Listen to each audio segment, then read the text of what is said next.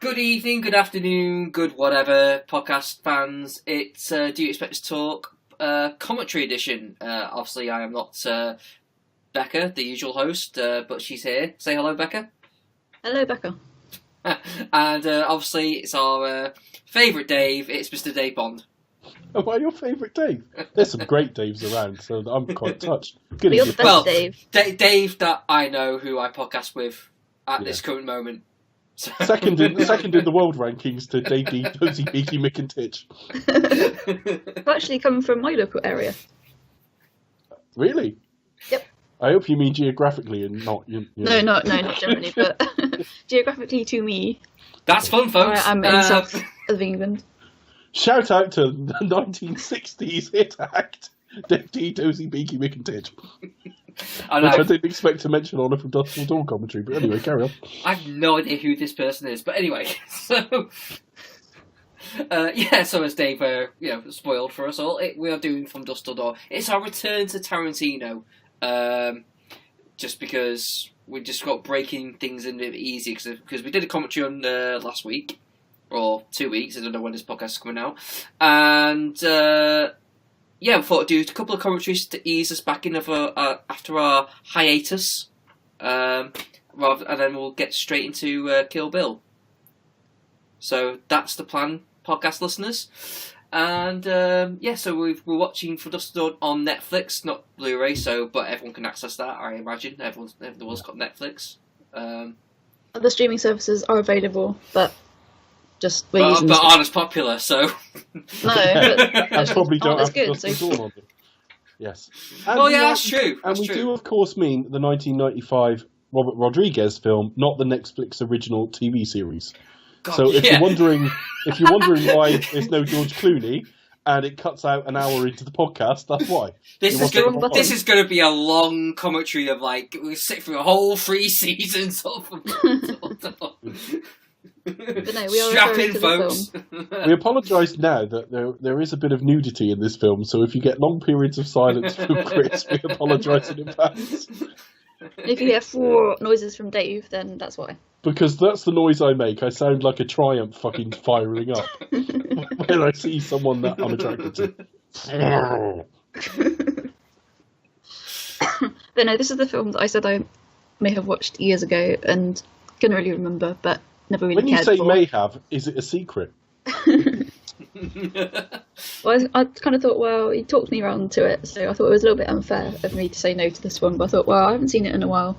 I can't really remember it. All I remember is that I didn't like it, so I'll give it another bash. So here we are. I remember my first viewing really well, but the things of Becca, it's not really a film that is unrememberable. I mean, it certainly sticks in your mind.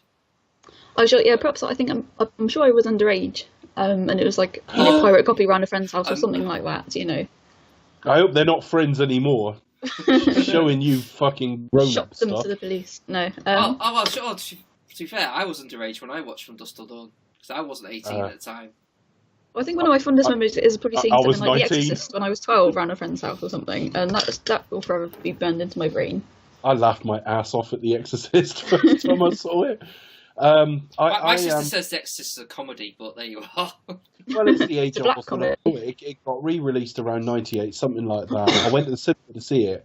My then girlfriend's father had been chatting to us about what a terrifying film it was, and then my mother, quite separately, was like, "Oh my god, not The Exorcist!" Mm-hmm. And I went to see this film that our parents' generation were terrified by, and I found it hilarious. But From Dusk Till Dawn, I saw when I was 19. It was kind of on a whim, I think. It was around the time 12 Monkeys came out. Within a few weeks of that, a friend of mine said, let's go to the cinema. And we literally just jumped in a cab, went up to Edge Lane in Liverpool, went in and watched Things to Do in Denver When You're Dead, came out of that, and then this was about to start. So we walked back in to see this. That's another Tarantino-esque film, isn't it? Desperate wants to be Tarantino. Yeah. But I remember that being pretty decent, at least enough, for that. All I remember, talking about me sounding like a Triumph fucking firing up. The guy I went with, Gabriel Anwar, appeared on screen and he just went. And I was wondering whether to move down a seat. Did you check the back of your head for dampness? He was sat beside me, so he would have had to be something of a contortionist. But I was, because he did it so loud. Yeah. I was looking around thinking, God, they just think like two sad blokes have come. I mean, two sad blokes had walked in, to be fair. But not two sad blokes perving over random actresses. That, I did almost as bad a few years later. I went to see, I think it was the fourth Resident Evil film. And Alice got to, I went with two friends. One of those friends has got MS, so it was just getting him out of the house, really. And there was a bit where Alice was about to take a shower.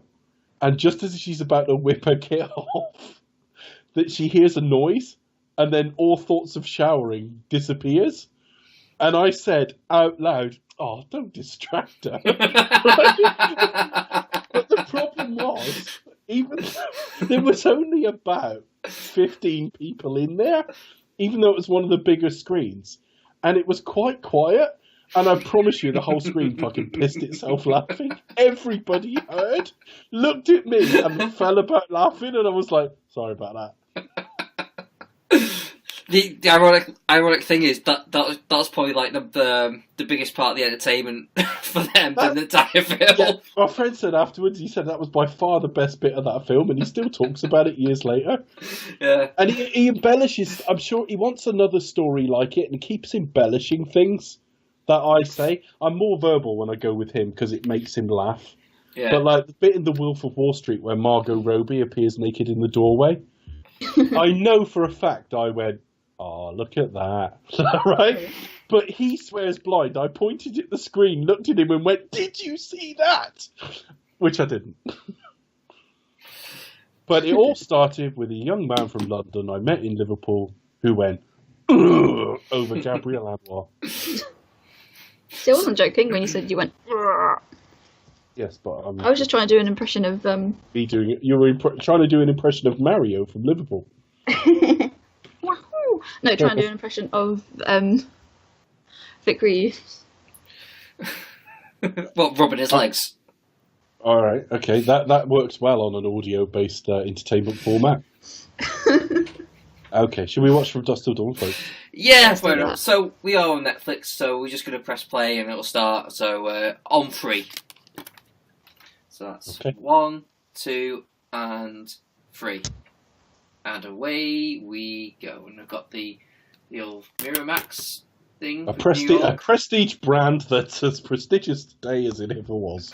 We'll just avoid that. It's not until tarnished. We should see a Dimension Films. Yeah, going into liquidation. Well, that's the Weinstein company. Miramax got sold to Disney. It's named after their parents, like Mirror something and Max. It wasn't Mirror something and Max. Dimension Films was always the one Bob Weinstein oversaw, and it was the more sort of B-movie kind of thread. It was very much... something to do with Halloween as well? Yeah, that was a Halloween H2O. Halloween series. That would have gone out on Dimension just by definition. That's the only one. Yeah. I'm not convinced that inside that store will be a world of liquor. There might be a lot of it. Mm. Oh, it's that guy again. Michael Parks. He is in the Kill Bill films as this character, Elmer. Yes, that's why. And his son plays his son in this film as well. And that's right. Is he in it too? He's in the sequel to Dusk Till Dawn as well, so it's kind of like... Right. Oh, God. Got another one. What, Texas? You got Texas Blood Money and The Hangman's Daughter or something like that. In film terms, there were 2 sequels. Robert Patrick was in one of them. Oh, wow. Now, I didn't realise this, but that's John Hawkes, isn't it? It is John Hawkes, looks nothing like him. Even when it's pointed out, it doesn't really look like him. It's completely different. Because it's completely... Because he came to prominence, like, sort of late 2000s, really? Yeah, yes, he did. So what was that film I first saw him with? He was with Helen Hunt in a film where he played a completely, like, paralysed guy who'd never had sex, and she was like a sex worker. I forgot the name of it, but I remember seeing it. I only watched it for the articles. Yes. For the acting on display, yeah. But yeah, again, he's basically been not Steve Buscemi, basically. Yeah. Because I think Steve Spillane was actually meant to be that. Well, meant to do That was this meant to role. be him. Yeah, but you can clearly see it's like that's such a thing. But yeah, it's a decent performance. Yeah, Michael Parks died last year. The most recent thing I saw him in was the Kevin Smith film Red State, as the sort of Fred Phelps analog creature. He also was in that Walrus film, Tusk. Tusk, I never saw that. Yeah. He's I haven't also seen that one either. he does play a second role in Kill Bill 2. It's whether you recognise him when you see him.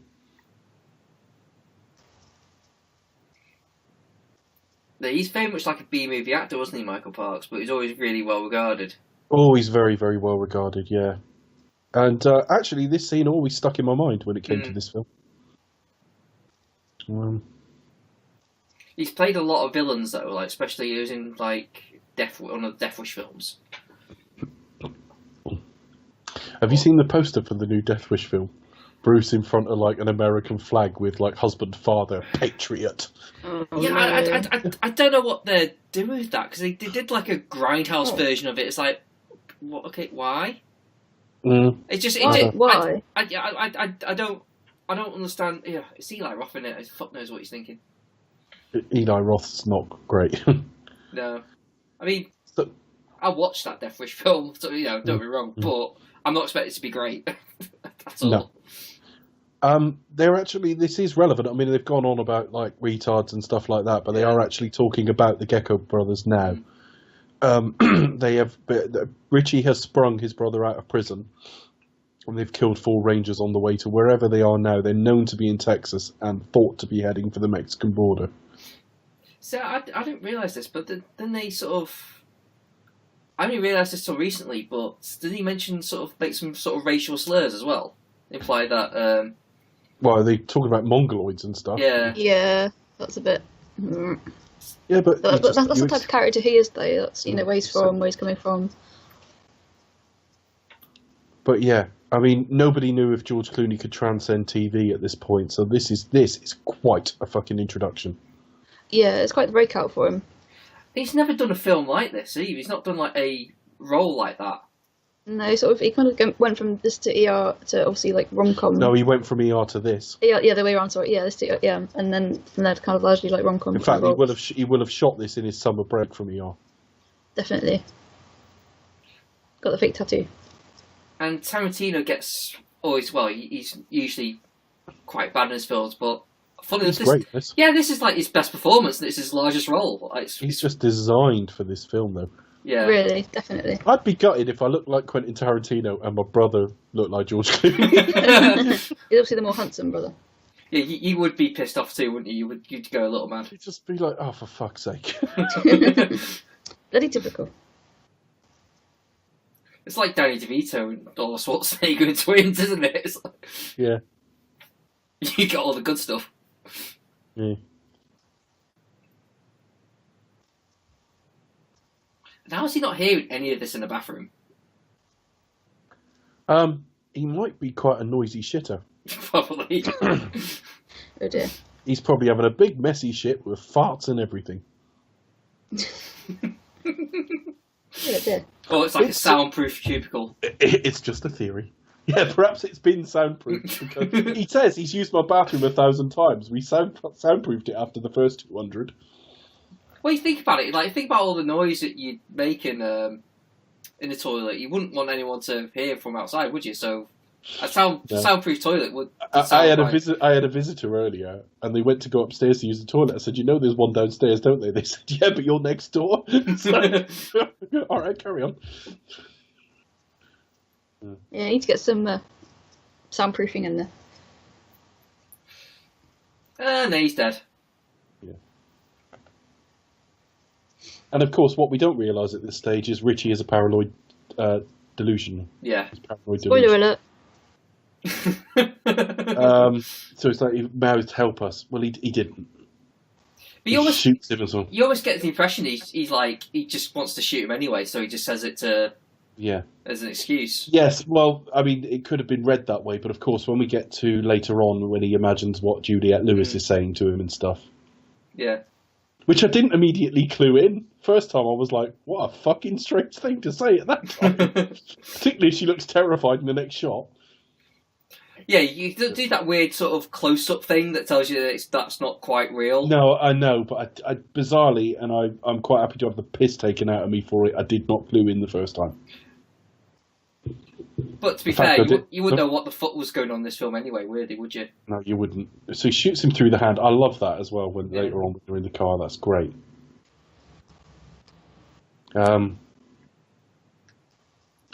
The other shot, so it's the big hole in the hand, and the other bit is them chatting as they walk away and the thing's exploding in a minute. That's great. That's very Tarantino. I do feel sorry for is it Benny? Benny, yeah, it's Benny's World of Liquor. It's his store, yeah. I do feel sorry because he basically gets burnt alive here, but it's like grim, isn't it? like okay, you got a shot in the shoulder. You're clearly not dead. They were about to leave. Burnt alive. Why don't you just stay fucking down? Yeah. And just say I'm dead and wait for them to go. Make it, yeah. Yeah. It's like you fucking idiot. Shit out the bottles, yeah. Shit. Fucking hell. But it's amazing. It's one film for 40 minutes and then a completely different one thereafter. 3, 2, 1, Shit, that's good. Quickly. I'm glad they put the subtitles on Pete screaming, so we're aware that this stings a bit. He might be double hard bastard. You don't know. A bit painful. Yeah, he is. Look, although He's super hard. Although that's the cheaper end of the people on fire effects because he is about 2 stone heavier to look at there. He's a bit of a chunk. Oh, it's just the amount of like all the flyer retardant stuff they've got to put on him. Like, quick, get out of there. I think that there's like fireworks in there. Take this roadmap. $2.25. So do liquor stores in the States sell pretty much everything? It's like a big convenience store, isn't it? And it's a petrol station. It would depend on the state. I mean, when I went over there, no. Liquor stores I went in sold wine, beer. Liquor, and that's it. The only thing is, I didn't get because I went into supermarkets the first time I went over there, and I was like, "Where's the booze aisle?" And they'd all look at me like, "What? They sell booze in?" Yeah. So, sorry, we're obviously more irresponsible than Americans in what we sell to the public. Well, like it's really changed quite a lot as well. Well, if you go to I don't know what it's like in outside of cities, but if generally it's like the pharmacies are basically like the stores. They sell like pharmacies. Yeah, pharmacies do sell a load of extra stuff. Yeah. But they are basically just like that where you get your drugs, but also where you get all your food stuff as well, and and it's basically like you'll like spas and things like that. It's really weird. I'm just off to Boots for a leg of lamb. If you go to like a Walgreens or something, you can get your medicine and a few other items too, other grocery items. So that's Walgreens, listeners in America. Well, I haven't been to one for a long time. So recommended for all your home requirements. Teach Marin too. How about that? And introducing Ernest Liu, who will never be in anything. What a career that kid went on. Never see him again. Watching this film, you realise why, because he's fucking terrible. He is really bad in it. Cheech Marin obviously plays 3 parts in this film. Mm. I'd never seen the Cheech and Chong. It was first time I'd ever seen Cheech Marin. I think I watched Up in Smoke like literally a few weeks afterwards. Yeah, I hadn't seen Cheech and Chong for a few years later, but I saw him in that Nash Bridges TV show that Don Johnson did. Right. He showed up and things like that. But I'm trying to think what else I've actually seen him in. And I was always also in Desperado as well. Yes, he is. I can't remember the joke he tells in that. Tarantino tells a joke in that film, doesn't he? That's really, really funny, but I don't really remember it. It's about... It's about the guy who sort of like says like has a bet with the barman that he could like piss all over the he could piss into the glass and yeah. yeah. On the phone, on the bartender. He's really good at that. Ding ding.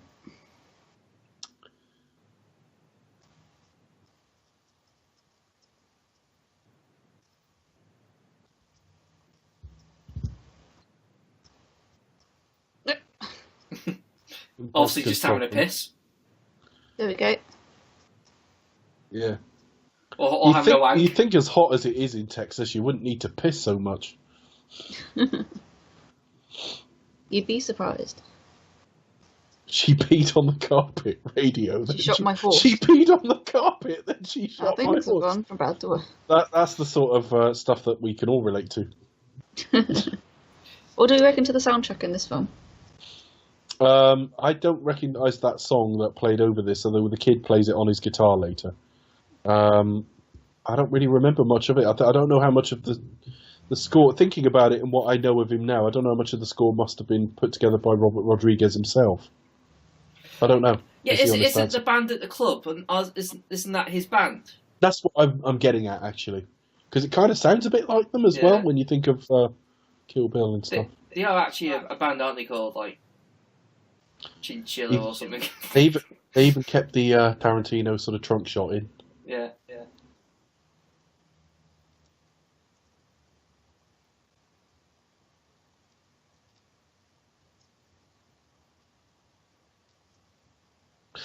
Clooney in this era used to he was like a fucking bobblehead. His head used to bob a lot when he was acting. He sort of quit doing that now. Oh yeah, he did have something wrong with his neck, maybe. Yeah, I think it was just a little tick he had, and I've got a feeling maybe somebody pointed it out or made fun of him for it, and he managed to sort of work it out. But he used to do a lot of head tilting and slight bobbling of the head as well. Yeah, I can kind of see him like tilting the head and doing that kind of smile. Yeah, totally. But now he's very much he's kind of straightened himself out completely now. He's just very much a straight performer. Yeah, he is. He is. He's sort of getting to that stage of his career where he'll be playing presidents and things like that. Mm. So, rendezvous. I'm just thinking of Rocky pronouncing it. Rendezvous. Rendezvous. I'm wondering if they're smealing mainly, actually. I was going to say if they smeal mainly. Yeah. Oh, God. Oh, that's okay. I like the fact that when they do eventually meet for Sanctuary, they meet in the most, sort of quiet place.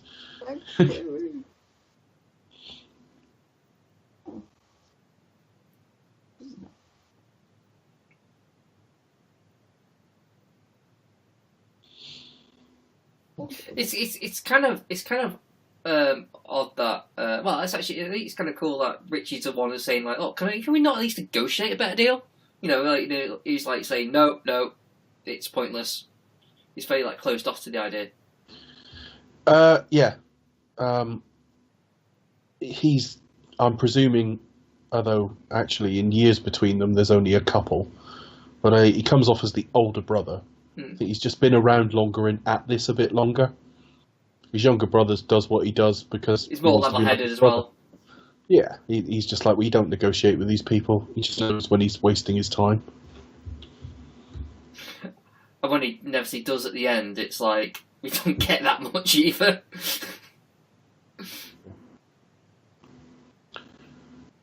But you always got a good sense of fairness with him. It's like he's got a good you tell he's ruthless, but you can kind of he's got a very soothing voice, George Clooney. Actually, it's one of the few things that doesn't get talked about. He's rubbish in Batman and Robin, but all the sort of tender stuff with Alfred, he's got quite a soothing way about him, and he is actually quite reassuring to her there. Yeah. I mean, how's he to know she's about to be repeatedly raped and murdered and mutilated?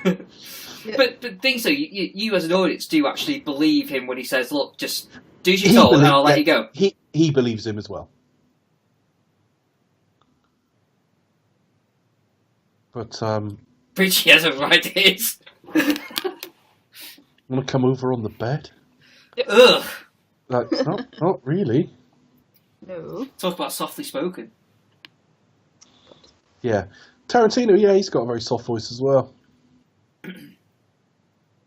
When he kind of speaks in interviews, he is quite softly spoken, and you sort of have to turn the volume up, and he sounds like when he talks, he's quite quite humble. He talks quite fast though. That's the thing with he talks really excited a lot of the time. It's he's kind of similar to Woody Allen if he was if you just sort of fast forward him just a little bit. Yeah.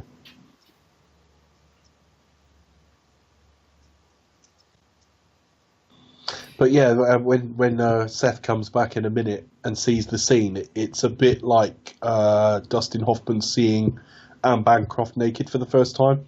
It's all little sort of tiny, like just literally frames. You see that's taken effectively from The Graduate as well, as an idea. Little match shots here and there. Yeah. Just little shots of what he's looking at, but not enough for you to really focus on it. They do that when Dustin Hoffman sees like Mrs. Robinson naked the first time. Mm-hmm. I couldn't believe, and obviously it's just the beard and the way they dressed him. I couldn't believe how much older he looked here. He does, considering he's not. But He'd you have been see him about now in like the Direct 50s. Line adverts, and obviously he does look very old. Yeah, well, his career's flourished. Direct. Fucking hell. Well, he's in his retirement. He doesn't need to make movies anymore, so. Don't make anything then. Don't make fucking Direct Line ads. Not with one of your iconic characters. At least, like, John Cleese is on our screens on the BBC sitcom now. Do you think Tarantino okayed that? I mean, you think Well, okay, doing Direct Line? Yeah, you're like doing like Mr. Who's the got Wolf. the rights to that character? Yeah. That's I don't true. know. Yeah, screw it. Restroom. I love that about because it's funny how they're funny about certain things. Like restroom. I remember hearing a story from somebody who was like on the top of the Eiffel, not the Eiffel Tower, the Statue of Liberty, Blackpool Tower. at 10 years of age, and they pissed themselves literally because they couldn't find a toilet. All they could see was this one called restroom. They were just, I don't want to rest. You need the bathroom. Well, you don't want a bath either, to be fair. That can't be true. I don't know. Somebody told that story on a podcast or something about when they were a kid, and I didn't believe them. I think that was true. That's a shame. Well, because depending on where you go, you go to the bathroom or the restroom, or to have a comfort break or whatever. That's why I say, I need to go to the bathroom rather than go to the toilet. Because that's where I spent time in America. That's what you would say. And for some reason, it's just stuck with me. I mean, I don't get it. It's not like you're saying I'm off for a shit, is it? I know, but you have to be the ultra puritanical. You have to be really polite about these things. Yeah. But hey, look who it is. What, Juliette Lewis? Only because I happened to watch Cape Fear the other night. So. Oh, okay. Yeah. Which you want to know, but never mind. Also starring Bobby De Niro. That's the one. And Nick Nolte as not crazy. That's not Harvey. No. It was really weird in the sort of 90s and 2000s when Nick Nolte went off the ropes. Because none of us saw it coming. He used to play sort of real upstanding cop types and stuff. But And I thought, no, I'm going to go crazy. And then all of a sudden he's fucking mental. Now he's just like a growly bear. Yeah. Garly. Just a reminder, you can still donate to Mind, the charity we did a podcast for, sensitively looking at coming to America. Sensitively. Yes, podcast listeners, if you get back to our catalogue, listen to our recent commentary on Coming to America, and if you would like to make a donation to Mind, the mental health charity. Unless you're a bit of a mentalist, of course, in which case get someone to do it for you. Now, Okay. now seeing that this film is basically just gratuitous fun, like it's actually got some decent characters you can get behind.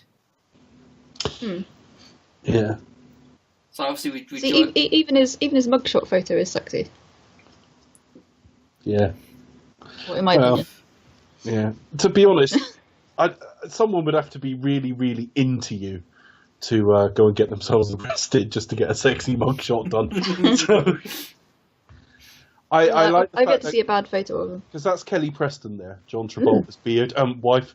But she plays it kind of a bit cartoonish. I quite like that. It's deliberately a bit like And she sort of flounces down the stairs like, yeah, exactly.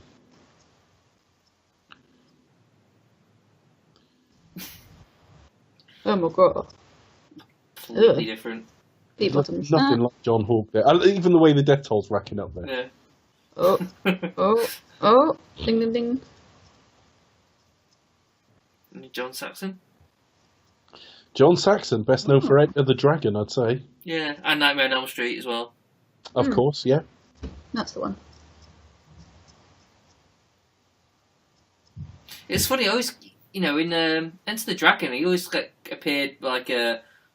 I always thought of him as kind of like a Sean Connery type. Do you know I've often got him confused with Robert Vaughn. Yeah, that. Oh, really? Yeah, I can see that. Not now so much, but there have been times, like I'm talking 20, 30 years ago. Okay, yeah, fair enough. I'd see him in Enter the Dragon, and then maybe 6 months later I'd see Robert Vaughn in something, and it had been just enough time elapsed that you'd think it was the same person. Yeah, at least he has been gone for a while, because before he goes he said, I'll only be a minute. And then you think, like, Christ, he's caused a lot of damage in a few minutes.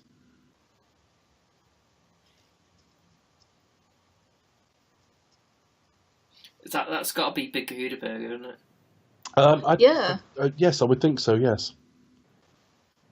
Obviously the Tarantino brands. What do they call a Royale with cheese? Royale with cheese. Anyway. Oh, yeah. Where's the woman? What? Pay attention. The hostage. It's almost like he's never heard of one. Like, what? He's like, what? She's in there. He's eating a burger, thank you very much. Yeah, this is straight out of The Graduate, only he's slightly less turned on by this than Dustin Hoffman was. See the little head tilt there as the door opens as well? Yeah, literally. Yeah. Mm. Yeah. What's wrong with you? Yeah. Oh, there. we missed it. Nope. I think it's quite nicely done, though. It's It's a nice little touch. But, yeah. I mean, But you haven't seen The Graduate, Chris, and that's where it comes from. Oh, I watched it the other day. Oh, did you? Oh, Did have you you seen it? I was going to say, how have you not seen The Graduate? No, he said he hadn't before. Yeah. Oh. It was okay. Okay. It's classic. Yeah. Do you reckon we would ever do a commentary on it? I do think I'll probably watch it again, though, so just kind of like... You know, It's a grower. Yeah. It is a grower. It's one of my all-time favourite films. It's the weather in it. It's just beautiful to look at. And it sounds glorious. Just that soundtrack. And it still looks great as well. And it's funny. Like 50 odd years old. And When, it's they funny meet, as when well. they meet at the hotel and all that shit, that's really funny. I tell you what, though, I always imagined that. It's, obviously I've never seen it, but I always thought the ending was him running off with actually Mrs. Robinson. I had no idea it was actually the daughter he was seeing as well. And then that was the... Yeah. When I don't know if you've ever seen the Robert Altman film, The Player. It's got lots of what's the guy? Tim Robbins. Yeah. Tim Robbins, yes, I have. And It's everyone else in Hollywood. Really good. It's probably everybody's my in it. favorite. It's my favorite Robert Altman. Although there's a couple of his famous ones I haven't seen, like I haven't seen Nashville and stuff. Ooh. But I do prefer it to like Shortcuts and several others. But at the very start of the film, the director of The Graduate is sat in pitching The Graduate 2 to him, and it it's just kind of funny. They just made up this pitch for The Graduate 2 just for the start of The Player. But yeah, no, he runs off it. All that business. You a few years ago, you had a Renault Clio advert. I was going to say, do you Yeah. remember this adverts like where she was Papa, going, Nicole? "Oh!" Yeah, Yeah, it was Dick and Bob, wasn't it? Was in it. It was like, oh, that was straight out of The Graduate. Nicole. Yeah. And I kept thinking of Wayne's World 2. Because Yes, that's obviously too as well. they It's a do the film. whole thing.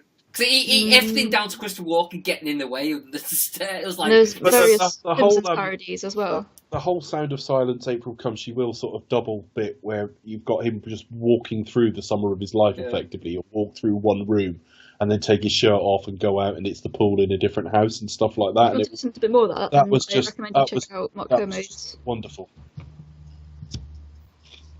new Kermode. podcast. What's that? Is he doing a new podcast? It's basically to do with like like theatre film. I can't even speak now. Like theatre music, music for cartoons, things like that. Okay. But yeah, that bit of The Graduate plays really well. And he'll go to dive into the pool, and the next thing he's like landing on her and stuff, and it almost sounds comedic, but it's a wonderful piece of editing. Yeah, he's playing Dark Knight there. Did you think? I mean, one thing that did struck me is like right at the very end we see them kind of like when you're off together, kind of smiling, and their faces almost kind of drop as if they're not quite sure whether it's. Yeah, there's definitely a bit of shit. This is real now. Yeah. Oh well. I bet Thanksgiving's going to be fun in their fucking house. Should we get Mum round? This should be interesting. Yeah. Are you a leg or breast man? You know, all that kind of shitty fucking turkey humour. I've sucked his cock, you know, that sort of banter.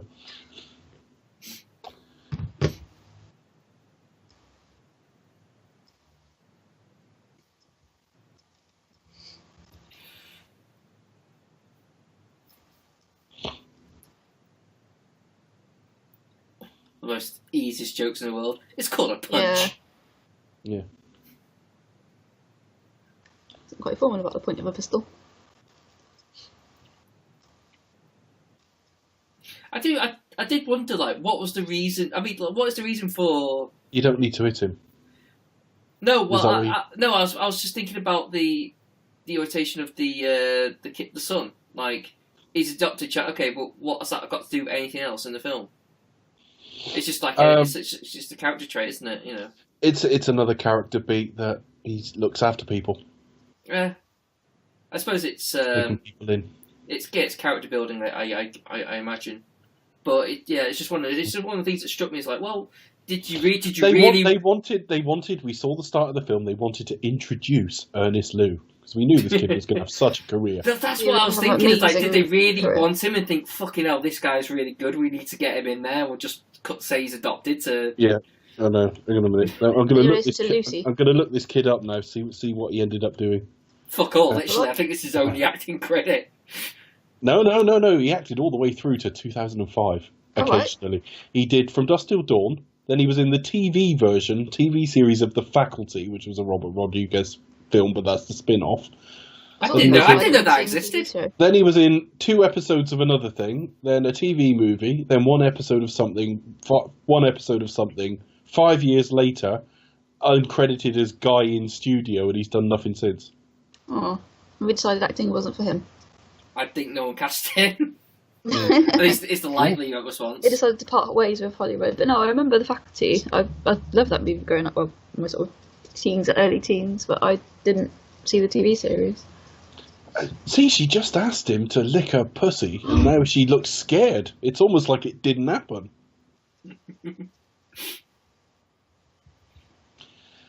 Richie must be very disappointed when they get to the Titty Twister, because it's all sold on the basis of come inside pussy, and then there isn't any. Wonder how many people ask for their money back. Yeah, you never see people like going off to like rooms or anything. Let us refund, please. Excuse me, young man. I came in here on the promise of pussy. I'm here with my family. We all enjoy a nice bit of pussy. And what I appear to be looking at appear to be breasts, by and large. Now, I don't know if this is a willful error or whether you think just advertising all manner of nudity, when frankly it's just toplessness, is appropriate. I would like my money back, and we'll say no more about it. And quite frankly, tomorrow night, I expect your good man to go outside and advertise this, as the store is called, as about coming in for tits. I think you'll find, Senor, that it's called the Titty Twister for a reason. Yes, and it's not pussy. And in fact, what kind of way is that to talk about young women anyway? I think, quite frankly, you should be saying, come on in and see some fine vaginas. You got to put that on the trailer, please. That's hilarious. That's hilal. Yeah, I did just giggle for a straight minute there.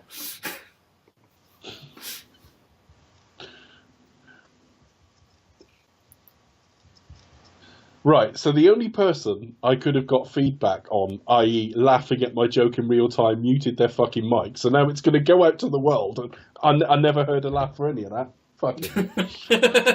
Oh, I laughed. No, I genuinely was laughing. I was there, like... Couldn't hear it. Really? Oh, okay. I laughed and said, could you put it on the trailer, please?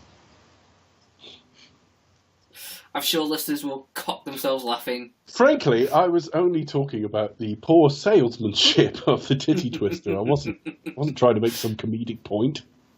Okay. Okay, my dear, I didn't give a damn. Although quite why he advertises smelly pussy, I'm not sure. Or chicken pussy. I mean, smelly pussy. I mean, really?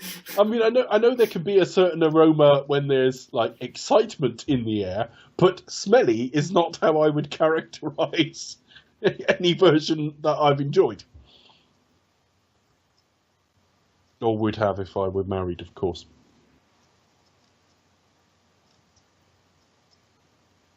Look at the emotional truth of the Ernest Liu character. Very impressive young actor. He's got a bright future ahead of him. He has. Watch you saying this, and he'll like end up like being in something really big and win an Oscar for like in a couple of years' time. Yeah, I just come out of nowhere. I just took a decade off to get an education and hone my craft. Well, I was backpacking through India and had to find myself, surely, on a spiritual level.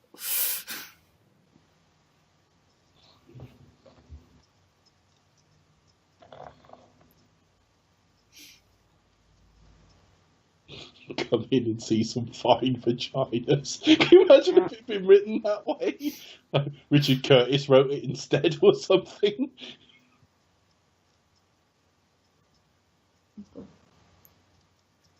Like Hugh Grant plays Seth. Or Hugh Grant plays the Chief Marine character. Come on in. Tits, tits, tits. And possibly some rogue pubes. Well, that'll be Hugh Grant from Paddington 2. From what? Paddington 2? If it was like Hugh Grant from like this time, it'll be, oh gosh, coming in, yes, we have pussy, and yes, we got quite a assortment of pussies. We have, some of them have a certain smell, I believe, but so come in, yes, all different colours. Some of them bald, some I'm led to believe rather tight. And some chickens one too. Yeah. And some chicken pussies, which I'm not quite sure what that is. Possibly because it's full of cock. I've just realised that's probably what it is, isn't it? I don't know. I mean, chicken's pussy. They just told him to riff, didn't they? And he, you know. Yeah. Because the thing is, when you can't think of anything to say and you're riffing, you tend to either say something odd or kind of get stuck on a word almost. You can't quite get a word out. Mm-hmm. So even if it's nonsense, to get something out is quite impressive if he's just making it up. I just kind of like the unexplained though. That's the thing. That's what makes it funny. It's like chicken pussy. But he gets like he's like apple pie pussy. Could I have some of your chicken pussy, please? Be disappointed. It was just like basically a bunch of cats dressed up. Come on in, pussy lovers! Oh, yeah. Oh. Yeah, if you go in and it's just a genteel cat cafe. But the cats are harbouring a secret. From dusk till dawn this summer. That really does like a shit. Camper fan, doesn't it? It does. Got me all crazy. Feet again. Oh, there's another. Oh, Tarantino's going to get a right treat in a bit. I know. Happy endings all round. Very cheery film. He doesn't hide it, does he? He's certainly into feet and so. Foot fetish.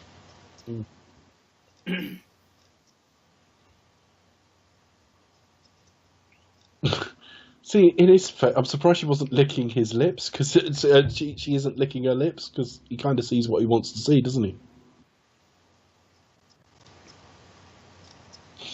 I think it's more about what's in his face, really, just straight up staring, isn't he? Yeah.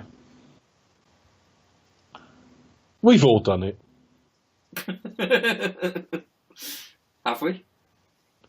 Yeah, I'm staring at the screen now. He honestly thinks that you've seen about that. I'll happily do that for you. Quite noble of him. Oh, go on then. Go on then. No, I'll take one for the team. I mean, if that's what you really want, I'm not going to say no. Oh no, you've got one of those smelly ones! Becca role-playing what encountering a smelly pussy would be like there. Just going, "Urgh. No thank you, bye. No thank you! No thank you, goodbye. Pooey! I made my excuses and left. I think I need to have a wash.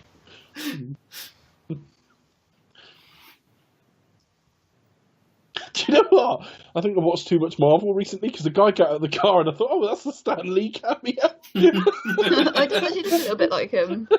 Oh no, you don't get those in Dimension films. No, you don't. You do get one big. I don't know. Have we got a Robert Rodriguez cameo in this film? I don't know. Is the honest answer. I'd recognise him if I I saw haven't him. seen him so far. No, does he do cameos in this film? Robert Rodriguez? I don't know. Does. I don't think he does. No. Okay.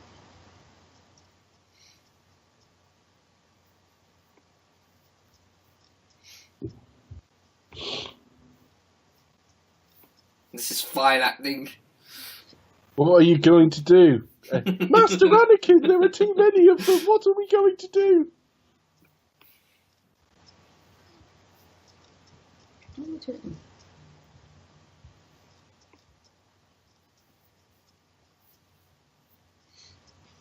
What is it about cowboy hats in an era where you don't need anything like that?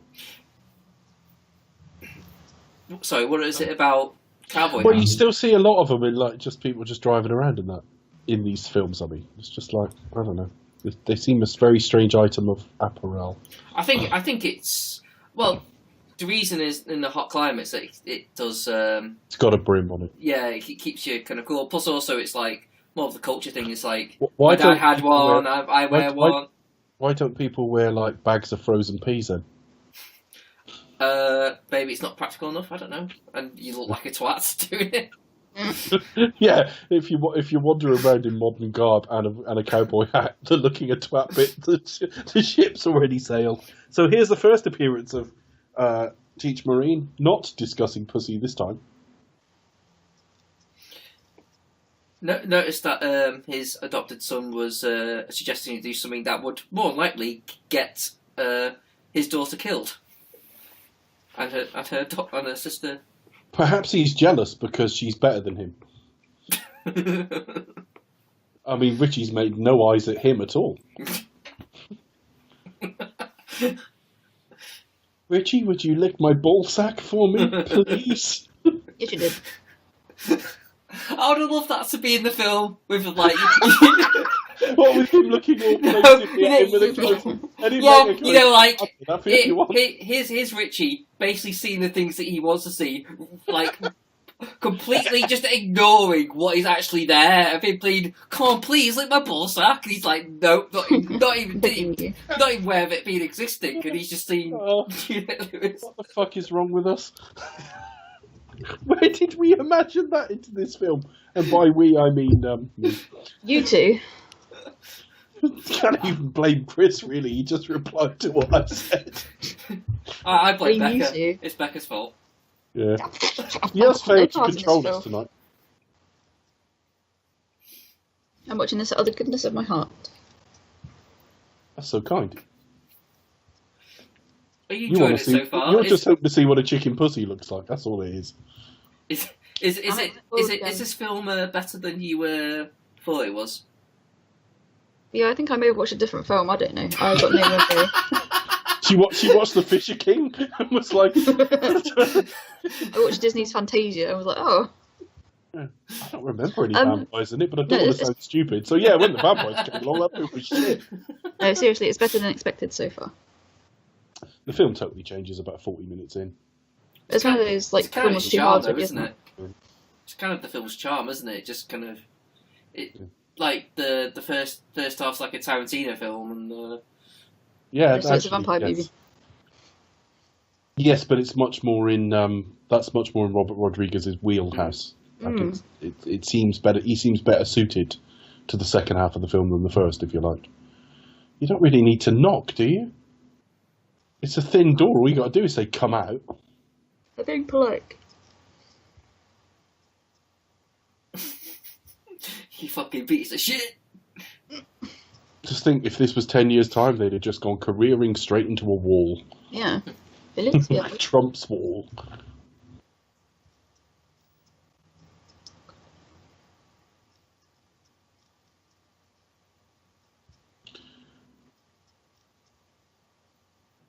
He's got a cool book. I haven't even got one of those. Have you not? I think No. it's Happy Days Annual, 1974. Oh, right. Was the Fonz in that one? Yeah, he was cool.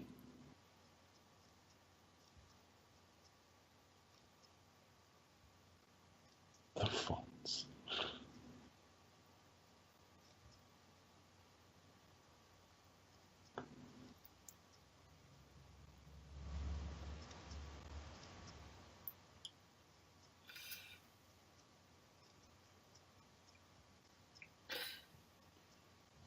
So you saw us in the cinema, did you? Like after watching Things to Do with Devil When You're Dead. So yes. did you like Things to Do with Devil When You're Dead?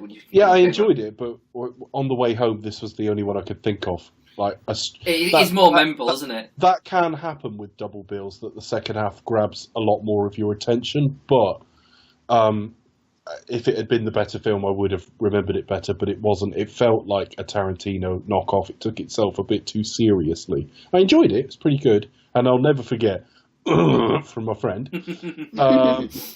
But this was the better film, and it took me by surprise. I didn't know what to expect. I'd read reference in the paper or something there was something about George Clooney, and I don't know what it was about him. Maybe it was just an article about ER or whatever, but it said he's currently filming with Tarantino on From Dusk Till Dawn in wherever it was they filmed it, and that was all I heard about. Then it came out, I was like, oh, I heard about this has got Tarantino in it and stuff, and it was just a timing thing. Had I walked out of the previous film and this one been like half an hour in, I'd never have seen it. Not never, but I certainly wouldn't have seen it at the time. And it wasn't something I was wildly anticipating either, because Quentin didn't direct it, although I think we now know this has got a lot more of his authorship on it than perhaps we realised at the time. But yeah, I remember really, really enjoying it. And I was trying to sort of explain it to people, but it does almost sort of defy categorisation. Yeah, I mean, I remember watching There it at home. Yeah, there's the.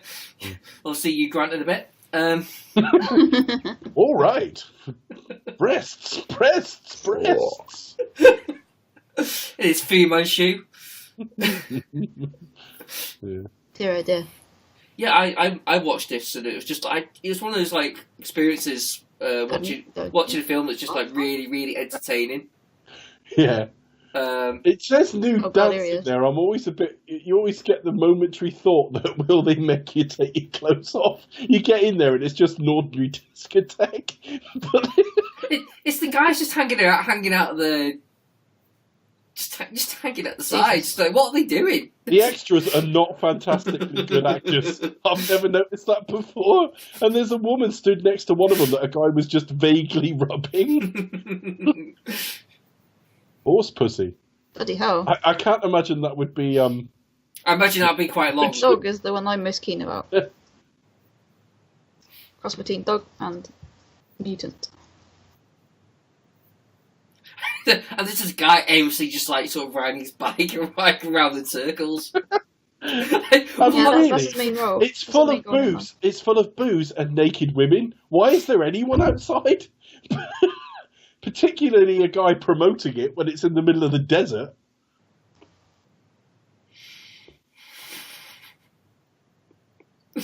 Yeah, but anyway, yeah. But I do remember, like, I bet they're not even in the Yellow Pages. Because the thing is, you're pre-internet, and Yellow Pages salesmen work pretty normal office hours, which mean it would be daylight. I mean, does Mexico have Yellow Pages? Yeah. I've decided yes, they do. Alright. Oh, a penny for a pussy, say one piece of pussy, you'll get another pussy. Of equal or lesser value. Try and beat pussy for a penny. Bloody hell. Actually, literally a penny. Yeah.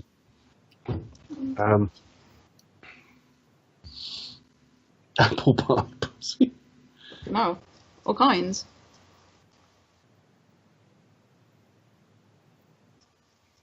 That was a bit unnecessary, really, wasn't it? It was totally. It was a little bit unnecessary, yeah.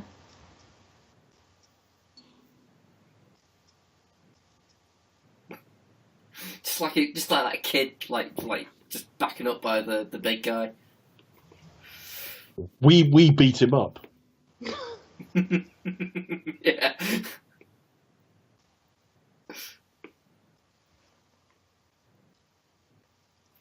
It's completely a set, but Oh, See now, I can't see any pussy there. well, I think I nearly did. kinds. Maybe What? maybe all the pussies backstage. Backstage pussy. He Yeah. didn't mention He backstage. didn't know. There was one kind he didn't mention. He mentioned every other time. Prop pussy. Stay roadie Leopard skin. pussy. I think of other kinds he didn't mention. Well, any other word in the English language apart from the ones he said. Dog. There's Danny Trejo. Cat. He didn't mention cat. This might be the first time I saw Danny Trejo, although having said that, I may have seen Desperado first. I'm not sure, and I think he's in that. Ugh. Yeah, I think it was. I think I saw this before Desperado. He plays the same kind of role, really, doesn't he? But he's Yeah. a legend. He's just generally a legend in whatever he It's does. funny because I always think of him as ageless, but now we're looking back at something that is well over 20 years old. He does look a lot older than that now. Mm. But then again, Quite tough, though. he's in Heat as well. So I'm not sure if I saw that first. I didn't realise. Heat was around the same time in British cinemas, so maybe slightly before this. Possibly. But he obviously didn't stand out to me in the same way. He's wearing that leather vest that he has in Desperado.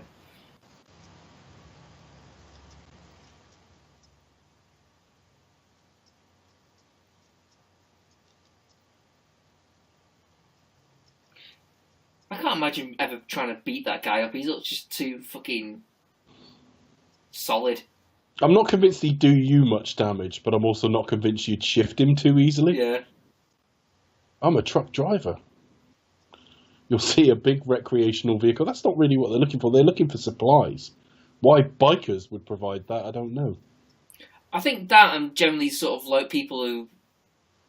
Bikers maybe the loner aspect or something. Yeah. People wouldn't go looking for them. I think, yeah, that for truckers as well. Yeah. So they're trying to keep it all under the radar, which is why they've got a guy out in the side screaming about pussy all the time. Well, it's in the middle of nowhere, Mexico, isn't it? So we're all like... Yeah.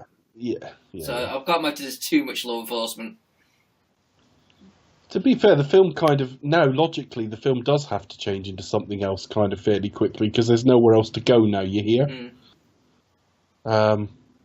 Some top quality reaction acting from Ernest Liu there, by the way, the legendary Ernest Liu. Best food in Mexico. Yeah. that doesn't look like where you'd go for fine dining. It's a tourist trap, isn't it? Yeah, perhaps they should send Clark and Lois to investigate it, like they did those honeymoon scams. Sat there in that checkered coat he was wearing, and they sit there and have like fucking scampi and chips or something. Lois, I think this place is full of vampires. Yeah. I don't know, I just realised, isn't the guy sat next to the guy who bites him? Not sure. Oh, sorry. I'm not sure. Potential spoiler for Becca, sorry. Yeah, Oh, Christ. She's forgotten Spoiler about... alert. Spoiler alert, it's cocks a gun. And that's in Desperado as well. Didn't That is try in that. Desperado as well. You see I was going to say it looks familiar. Is it also used in another film as well? Is it used in like Machete or something? Or Oh, I'm not sure. I haven't seen that for a long time. The Tom Savini, very famous as like a makeup artist yeah, for like Romero and stuff. yeah. He Actually, did, I think he directed the Night of the Living Dead remake. I think. yes, I think he directed it. he did. Yeah, From about 1990. But yeah, makeup artist, best known actor as well. I mean, I'm not saying he's never acted, but yeah, he did a lot of the Romero zombie makeup stuff. yeah. He's done basically a lot of horror type, gore effect type stuff. He's basically the guy who was in Dawn of the Dead, who did the makeup and effects for that. Yes. But he does like sort of things like exploding heads and things like that. He's one of the legendary guys for that. She doesn't look like she's enjoying that. No. He should take Al Murray's advice. Go get her a fruit-based drink or a glass of dry wine. White wine for the ladies. Yeah.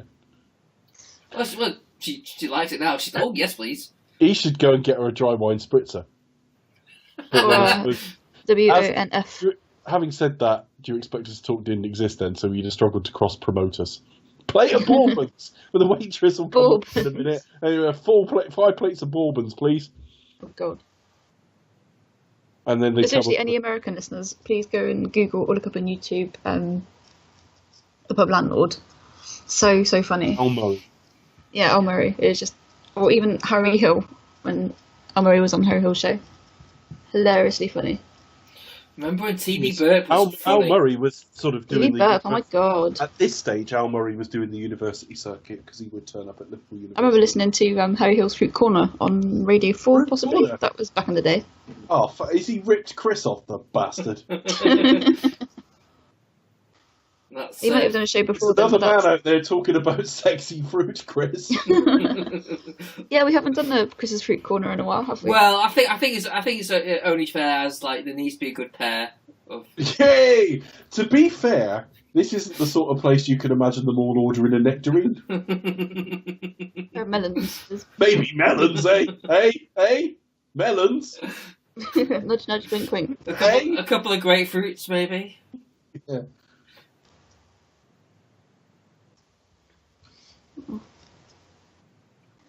Maybe the odd kumquat. I might be a banana and a couple of tangerines. I don't know. Jacobs. No. I thought they were promoting crackers then. Crackers? That has a different meaning on this side of the pond. It's not a pond. Well, the ocean then. No, I was just wondering if you live by a pond and the other side of it, people are describing biscuits and crackers very differently. No. Lake Windermere Civil War. Which I think Lake Windermere, that'd be nice. Now, I have never got that they do this in films all the time. Now, genuinely, all joking aside, I am not fussed if I never see nudity in a film at all. It doesn't bother me in the slightest. But I never understand this concept of the lap dance by people who are clothed.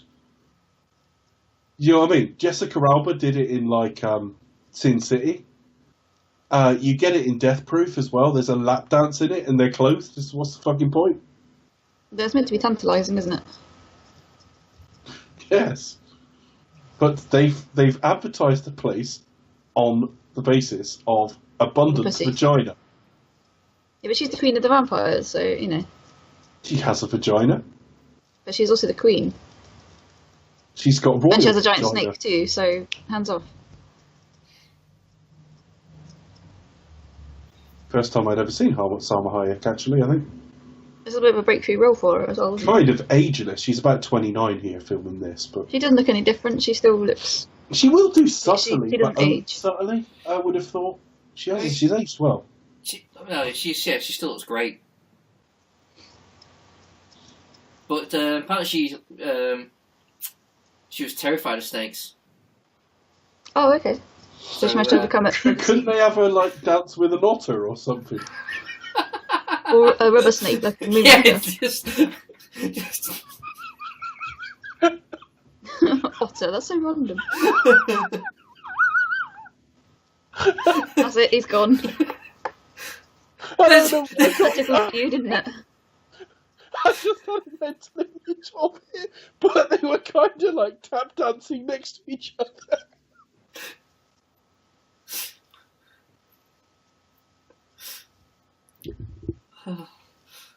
Becca, you made Dave go on Muttley.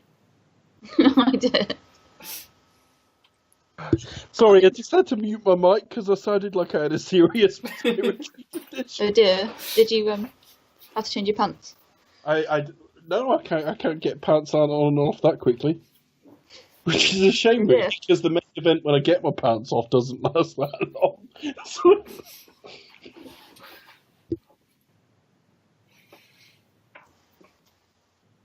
Right, I think I'm done laughing now. You done? Sorry, Salma Hayek, tap dance.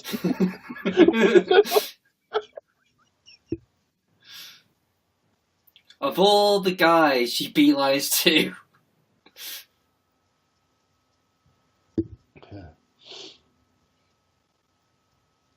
Hey, she's randomly going to put her feet in Quentin's mouth. I'm sure that's a complete coincidence. Things like that's like straight up whiskey, so it's basically pouring in his mouth. Yeah. Is that whiskey? I'd never really noticed. I think I was too busy watching the exciting toe action.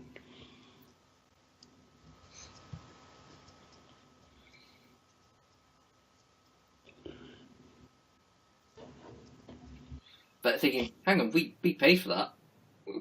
That's our fucking...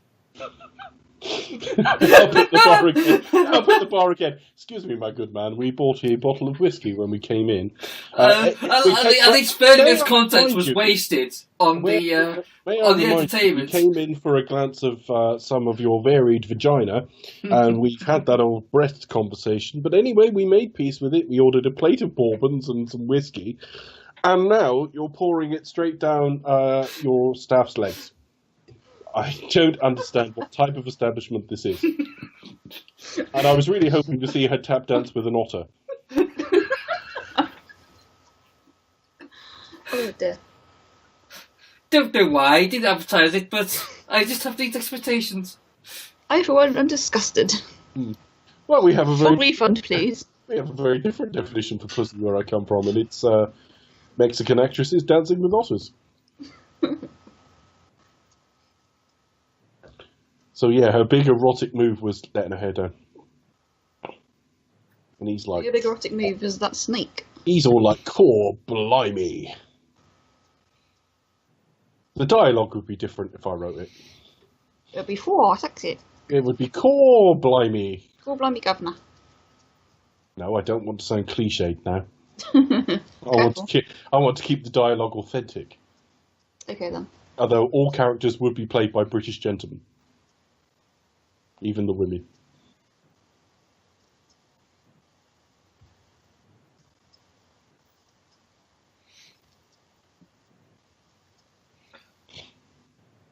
How come it's taking him that long to complain about getting hit?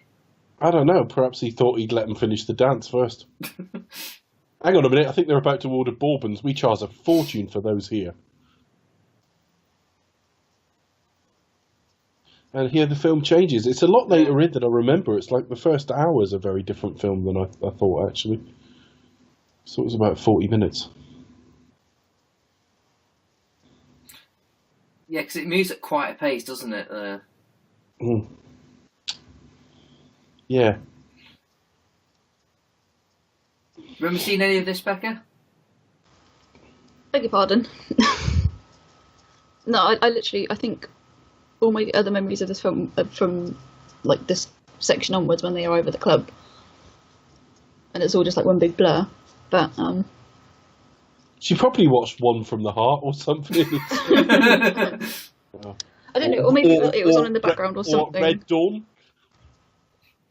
Don't know. No, so it's better than expected, and yeah.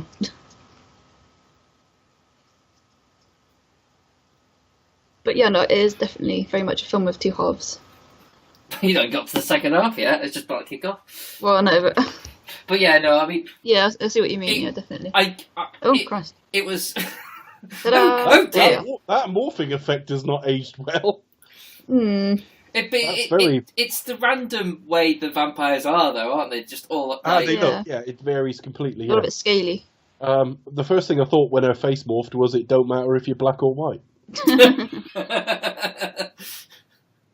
All green and scaly. Richie, no. Yeah, I was always kind of gutted that he didn't at least live through part of it, because I would have been kind of like interested to see his reaction to all that, to having to deal with all that shit. Yeah. Yeah, I actually missed him when he went. I thought, I've never been a fan of him as an actor, but...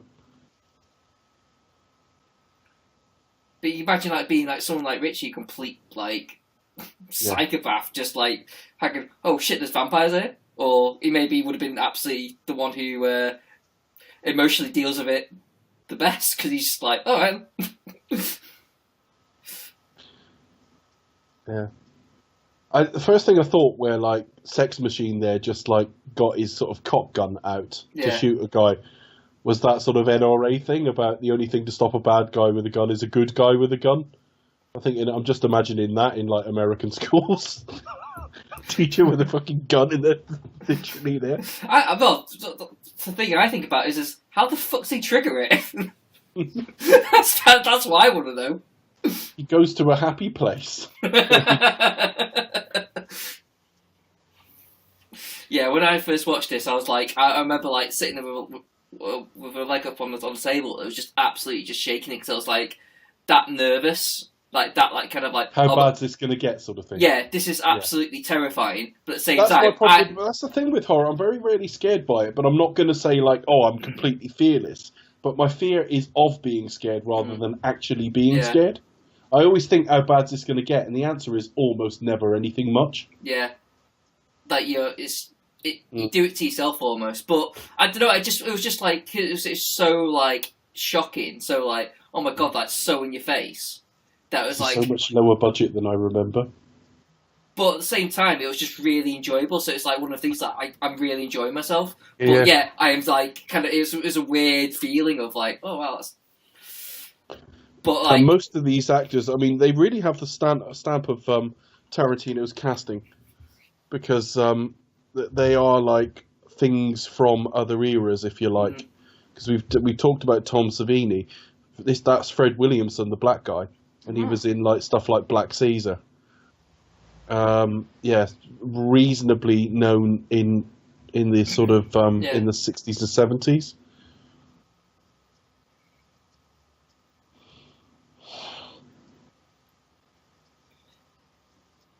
But it's just all this jumping around the pool table stuff, it has got a hint of Mean Streets about it, so I can see influences of other things. But yeah, it is an odd thing how like. It's introduced the fact that vampires come in and they just kill everybody, but yet they still end up killing all the vampires in a room. Yeah. That's just a pretty fucking cool move, though.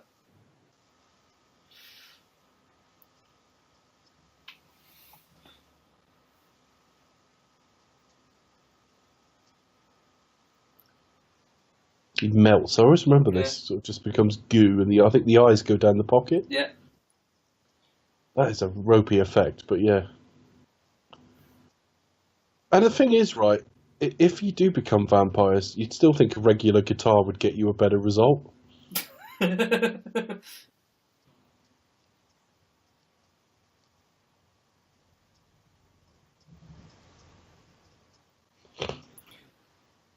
What's that thing? I'm sure I remember when I watched this before, I spotted tarot cards, but I don't know if that's just like... weird thing, I don't know. Maybe I'm thinking of someone else. Don't know.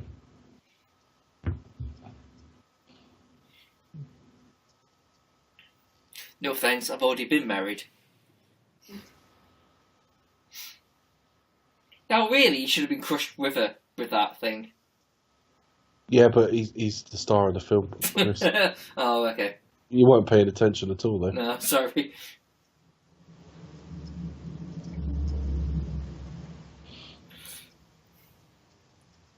Oh, but that guy's gutted. He was like, oh, I nearly lived that.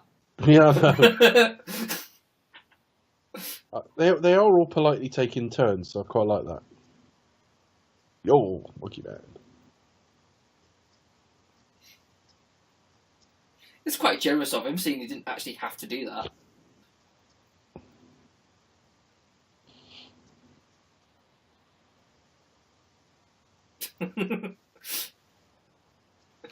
He didn't mean to do that. I was just like, what the fuck? What am I holding here then? But it's just basically a bunch of like... I hope he washes his hands before they bring the bourbons out. It's basically a bunch of like stuff they thought, like, I've got an idea, let's do this. Alright. I've got another idea, let's just do that. That's what the rest of the film is like. So you stab him in the heart, isn't it?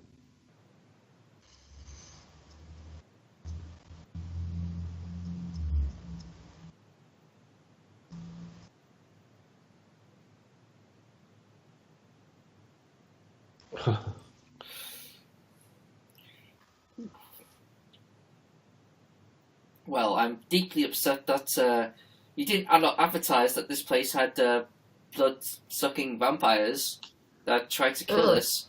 They did not have that in the. I didn't have it in the as part prospectus, of did they? part of tonight's entertainment. I should be writing a strongly worded letter. So, yeah. Dear sir. And frankly, How how did I know if I'm going to chase one of your excellent young ladies? How do I know I'm going to keep the one that still stays semi-fit? Because you got a couple of them there who look the same with a bit of facial makeup on, and then two of them. This is a real standout of actual like prosthetics and makeup, because these days that would be like visual. Tom Savini would probably have done it. Having said that, I mean, you think back to not Desperado. I'm thinking of El Mariachi. Robert Rodriguez made that for $7,000 and did pretty much everything himself. Yeah, exactly. You can do it very often. They produce. I mean, they perhaps haven't dated so well. That very often those kind of situations. But he's got Tom Savini on set. I'd be very surprised if he's not using him. No, definitely. Yeah, you got him. You're going to make use of him. That looks dreadful, though. I have That's to say. aged quite poorly. But at the same It's time, just that morphing effect generally, isn't it? It's got a charm. yeah, it kind of suits the tone of the film anyway. It does. Yeah, it's slightly shocky. Shocky even. Slocky. Schlocky. Hirsch. I mean, even the fact that they just say like, "All right, well, let's do the band," and they finally goes, "Oh, fuck it, see you later." They just kill themselves. I'll just play guitar. Made out of a person. Vampires could like basically just make themselves explode if they wanted to. Yeah. So true. Who's going to buy that guitar now? It's been used. It's been used, abused. Look, bit of body. Oh, Christ. It would have been fun to create something for this film. That would have been so much fun, wouldn't it? I think. Like in school and college and stuff, I used to do a lot with like prop. I obviously didn't do like makeup or anything like that, but I used to do a lot of like props and stuff. So it was always fun putting things together and sort of making various articles. So it would have been fun to do something like that. Sadly, I never did. Oh well. Ooh. But it would have been fun to be like on the props department or makeup and visual effects or something, for example. You could have been Q, couldn't you? Yeah, but special makeup. Did Q do a lot of that? Did Q do a lot of? No, Q didn't. Pay attention. Now, pay You knew attention, 007. I'm about to put a nice new mascara on you that I think will accentuate your baby blues.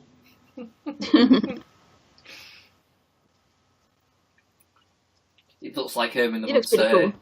I'd say it looks pretty cool, but it is a little month. Oh. Was it His white t-shirt. Was it Herman Monster or? Yeah, it's a bit Herman Munster. Probably. Herman Munster was in a show called The Munsters. Rome. That's Adam's Family, isn't it? That sounds family. Whenever I think of the guy who played him, Fred Gwynn, he was also the judge in My Cousin Vinny. I think it was that film. He was the judge. Basically, a Frankenstein's monster. I can't speak. Frankenstein's monster style character. Mm.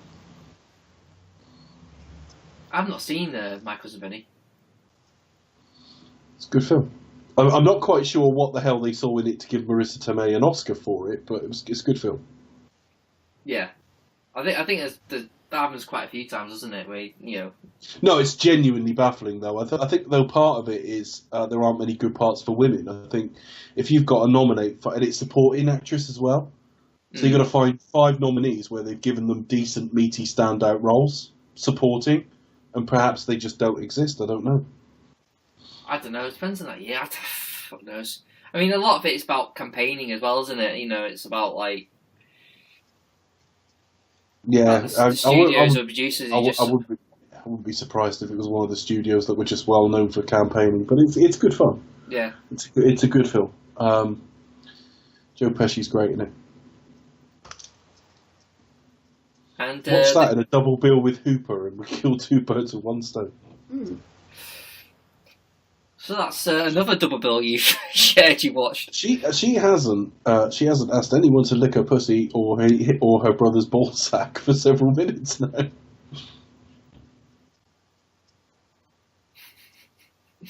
It's almost if Richie was making it up in his head. Mm.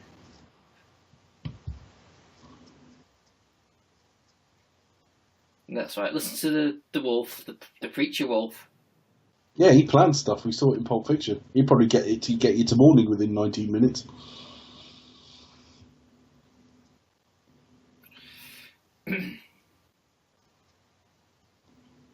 It's bats. What, Batman's here? Batman's here. Still Val Kilmer. Probably hands him the cowl at the end. You have a go now. We're in February, Chris. You're halfway through your year as Batman. How's it going? Have you called the Joker yet? No, the Joker always gets away. Oh. Are you a bit upset that you've chosen such a cold winter to be Batman? All that rubber doesn't really generate or maintain a lot of heat, I'd have thought. No. Well, I mean, you must come back some nights from fighting crime and your nipples are bigger than your dick. the bat suit... Also, hide your footprints in the snow. Oh, fucking hell, his leg's hanging off. No, Oh, he's got his leg off! Well, you answered your own question there without meaning to. How do you avoid leaving footprints in the snow? Oh, his leg's hanging off, that's why. I Batmarang everywhere, so... Batarang? Yeah. Other than Batarang? Yeah, Batmarang guys swing. Like, I basically do Spider-Man. Batarang. It's a bat meringue. That's what I heard. It's a lemon meringue branded with Batarang. And sometimes I use a lemon, sometimes I use berries. Chris sits on it and basically sleds around. Second really fucking funny image in my head tonight. I think that's funnier than your complaint letter. A bat meringue. That's what happens when you let an inexperienced guy into the Batcave. He gets the most stupid gadgets built for him. I need to get around in cold weather. Alfred, I'd like a bat meringue, please. Could you make a meringue that I could sit on and sled around? Sorry, because I'm not laughing at you. Yeah, we are. Oh, see, yeah, there it is. There's a tarot card there. That's what. Sorry. Yes. I just thought, what are these places doing with tarot cards? It's solitaire. They're Just going to probably give as a reading. interested in the future as we are, Chris. You are about to die. There you go. You are going to die. You will make it out alive. Oh no. So he comes up for one last scare. Ooh.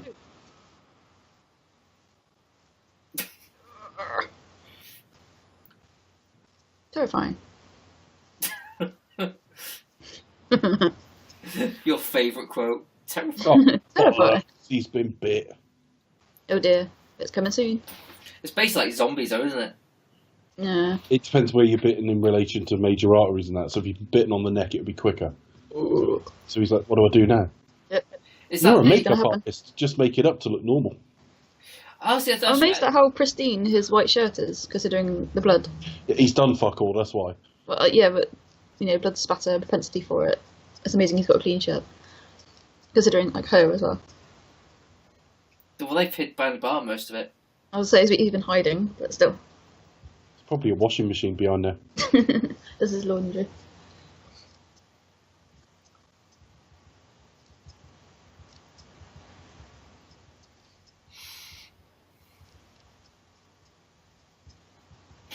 I do like this conversation was like, the silver tooth vampires? And you're just like, so, do we have silver?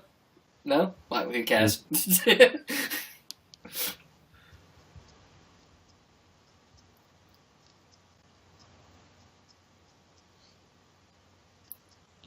you might be a few seconds ahead, because I'm on Cross's Hurt Vampires. Do we have crosses? Yeah, we'll have a look around the place. We've got crosses all over the place. Yeah, Just okay. put two sticks together. Yeah, no, I jumped ahead with where it was going. That's where the great Ernest Liu came up with a great idea there, as all great thespians are given good dialogue to deliver. Well, you just put two sticks together and... Rub. Filth.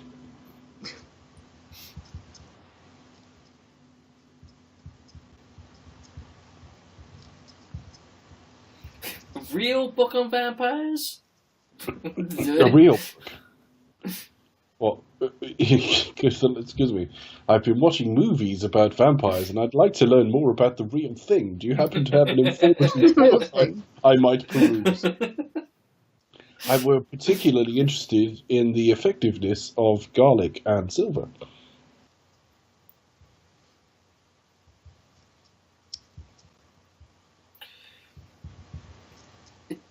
Does give like a really detailed thing of how but the bodies are soft, and that explains why we could just punch through the chest. Yeah, quite easily.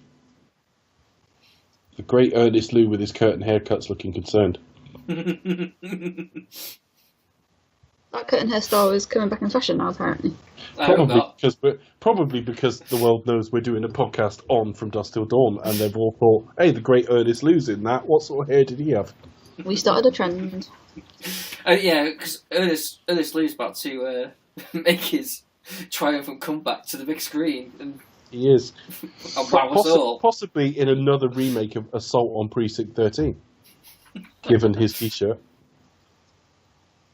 Synergy. If we can get in there with some sort of marketing deal and perhaps some free bourbons. Yeah, so you get in touch with McVitie's and other bourbon makers to send some stuff our way. Would you say this film kind of comes like a bit of a nod to Precinct 13 and Rio Bravo and things like that? I think that was kind of the All the westerns. Well, no, I mean being trapped in one place. Being trapped in. Yeah. I know, I'm joking. Don't worry. Yeah, the Alamo, anything like that. Yeah. Yes.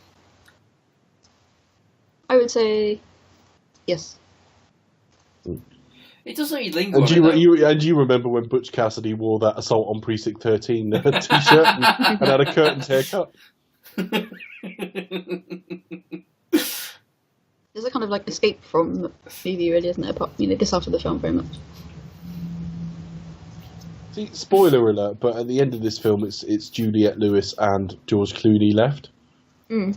Not the great Ernest Liu saying, saying nothing. Do you want me to come with you, Seth? Actually.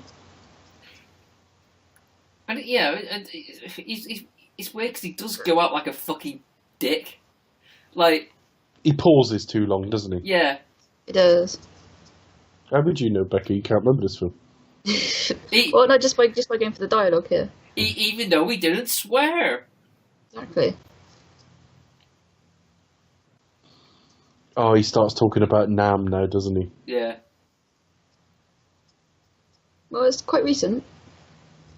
Well, not really. Well, not so much now, but... But it wasn't then either. This 95. This is 95, 96, decades after Vietnam. But that's It was still quite, recent memory.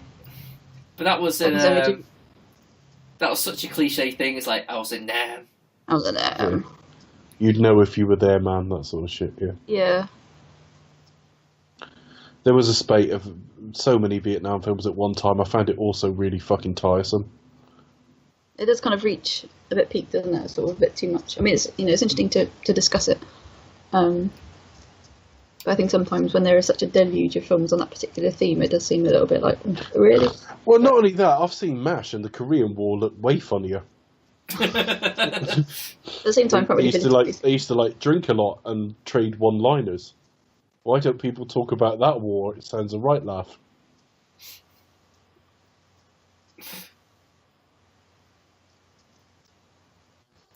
I don't know. Do you think war movies tend to sort of go on the same line, war is hell, man? We're being really profound and every war film you ever watch, they're just doing all this fucking fighting bollocks. You just think why don't you two just try and get along?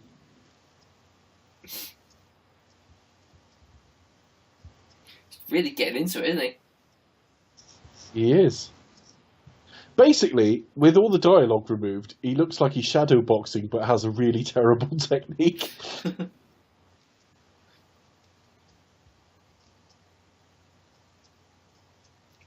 We'll see some more great acting from the great Ernest Liu. Yeah. He's got a great actor's name, to be fair. The great Ernest Liu does actually have a nice ring to it. Yeah.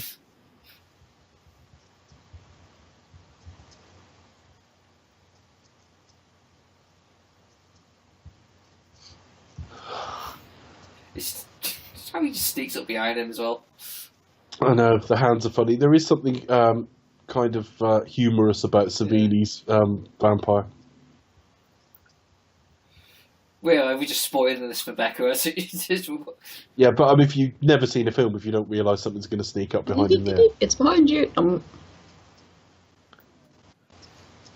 then, That's of quite a cool course, effect. I All of think you just see his hands. they end up throwing him or something. They basically, the bats get in now. Yeah. Oh, shit. Oh no, the preacher's got a beard. Oh. See, I don't know how it works. Could you hack off his arm really quickly and he'd be alright? That was a bit bigger. I don't know. It's not really. I don't reckon. I would have thought. I would have thought. This is why the Titty Twister needs a promotional pamphlet. where you can get some sort of basic. That's pretty funny. When he just sort of sits there and he sort of kind of like stands there and goes, "Okay, that's fine." This kind of awkward stance. Yeah. What are you gonna do about it? Get on up. It's like got like a glass eye or something. On an unrelated point, Get On Up with Chadwick Boseman's a great film. I've not seen it, but I want to. The James Brown biopic. Bloody hell.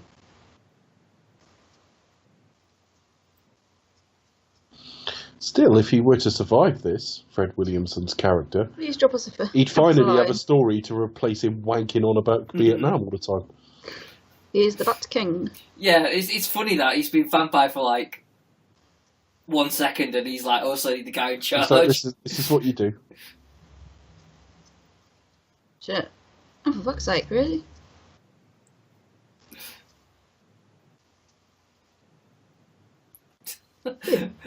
How? I really wouldn't if I were you. Yeah, let's get him in here so you can like watch me blow his brains out. You got a little bit of Shaun of the Dead as well, haven't you? Obviously zombies, vampires, but Well, there is red on him. he's got a bit of red on him. Obviously got a baseball bat, white shirt, for example. Now you've done it.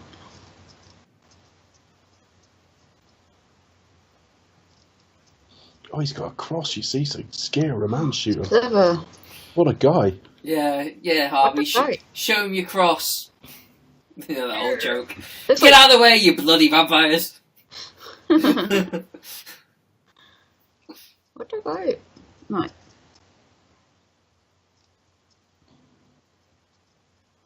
Fucker. You think I'm preacher? He's a motherfucking servant of God. You really start telling like the place is meant to be packed with vampires, but you can tell like it's at times it looks kind of like The budget will go quite narrow on that shot.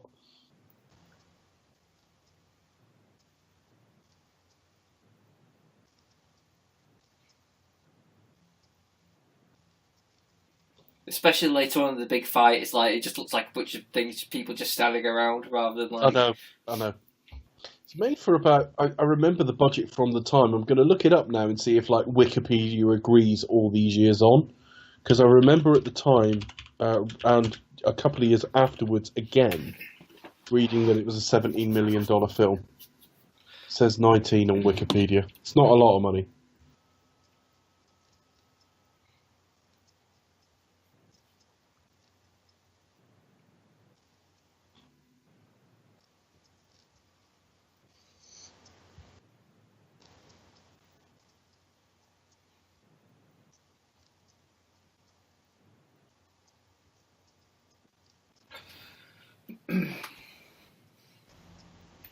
Oh, he's finally taking charge. He's like a badass.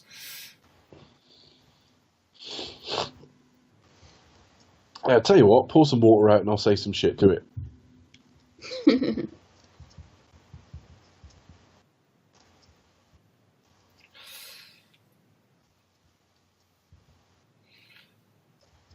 Put some crosses on some bullets, that'll do.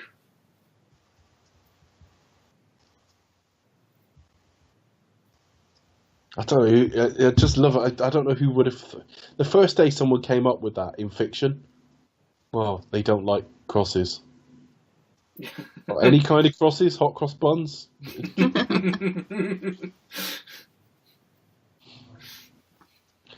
What if they're on a plane and they look out the window and they pass over Spaghetti Junction? Parts of that cross over, you know.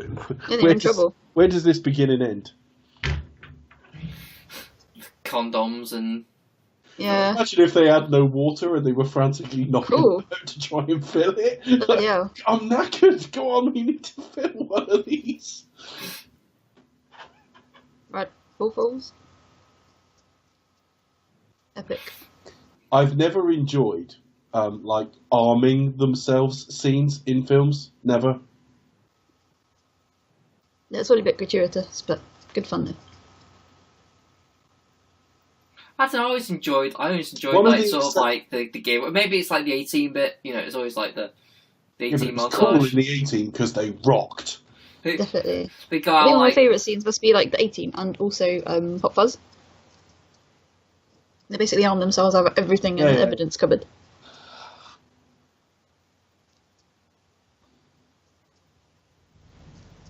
What if all the evidence in there had been like, I don't know, stuff stolen from a flower show? Like armed with daffodils. That's it, it'd be hay fever all round. Scott does hesitate. That's the problem. Clearly don't. Sorry, I mean the great Ernest Liu. Reducing him to just his character name when he's the titan of Hollywood. Oh. It's the introducing, isn't it? Like, Where is he now? It's the curse of introducing. Cause you build up this like level of like, oh, there's going to be some talent to watch, and it's like, where'd you get that from? Really, they should be a bit more conservative with these things and just introduce the main star. Yeah. You know, so Mission Impossible Fallout should introduce Tom Cruise. Doesn't matter we met him before, just introduce us again, in case we'd forgotten. And then we wouldn't worry so much. Or just maybe not have introducing. I'd not considered that as a possibility.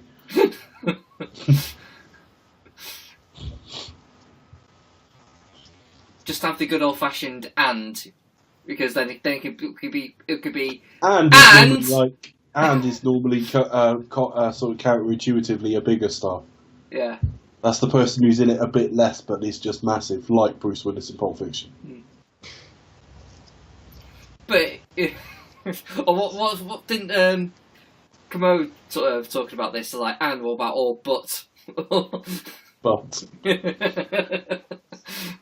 yeah, I think that would have been appropriate for like Christian Slater's career. Because you'd have been starring Kevin Costner, Alan Rickman, you know, whatever. But Christian Slater.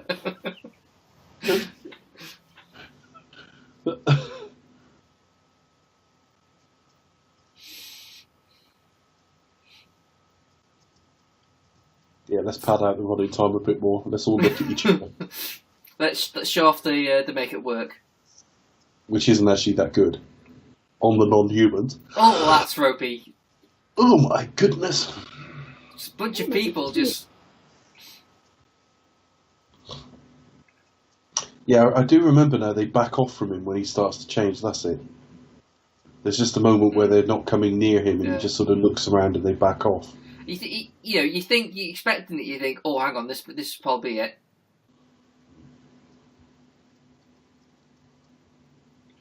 I always wonder how the shotgun blasts work, though. I don't know. There's probably a book you can get on it from a library, apparently. Yeah, about real vampires. Don't trust movies, go get a book. A real book about vampires.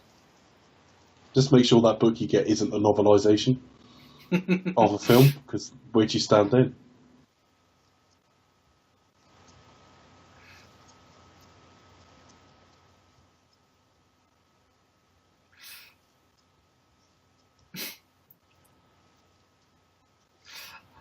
I love this film, it's just so over the top. I love the fact that he's immediately brilliant with a bullwhip. That should have been like the start of Last Crusade. He should have basically just cut his own fucking chin and that's it. How many hours has she got? It just constant seems to be. He always has 6 on the top. Well, they probably filmed this over several weeks, so production just gave her a few more each morning. That's a bit my guess. God, that's a ropey effect now. It's meant to be a little bit American Werewolf, I suppose. I mean, by vampire logic, if you behead a vampire, that should kill it anyway, but... Yeah, but you're just talking about the academic studies that have been done, Chris. Yes. So, sometimes they turn into a big rat. Yeah. That is fucking hideous. I mean, it doesn't look particularly real, obviously, but it is kind of hideous. Or meant to be a dog or something like that. That's what I'd want. Oh, I'd want an iconic walking into shot from some Scientologist bird. Actually, her career kind of went a bit to shit, didn't it? Did it? Well, she hadn't. Do you ever see Juliette Lewis in much? Well, she does music though, doesn't she? Does she? Yeah, well, she was in a band. Yeah, she was like Juliette Lewis and the something. I mean, yeah, she had Dave Grohl play drums for her at some point, things like that. So. Okay, fair enough. Juliette Lewis in the news? No, not really. Yeah. It's Huey Lewis in the news. Juliette Lewis in the news. Well, hit to be a square. No, I don't know how successful they were. I think there was a point where Juliet and the Licks, that was it. That's the one, yeah. But... It's only a career from 2009 onwards. Fair enough. That's it. They'll start. They're just coming in, and then they're like, "Oh, hang on a minute, he's one of us guys." Oh, I feel a bit weird. You hear the vampire coming on? Oh, right, it's alright, guys. I like that there's been this big massive fight and they just shuffle off somewhere in the corner. There he is. Oh no. Worst Popeye impression ever. That is pretty bad. See, why are you there looking at the gun? You're like, why are you just squirting with the thing, you dickhead? Because he was too busy thinking about his acting craft. Oh yeah, true. Death by bomb. The power of Christ compels you. That's pretty cool. Yeah, that is pretty cool. Oh, bang. Hadouken!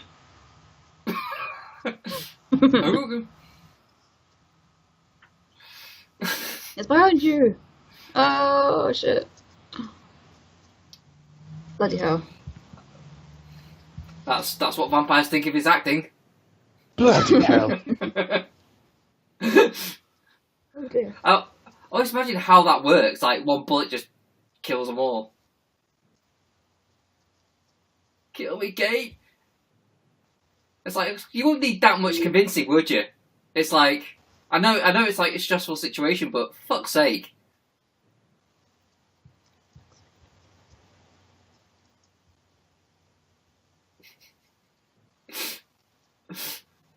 It does remind me a bit of Skyfall there, where you save his life just to let them suffer a bit more.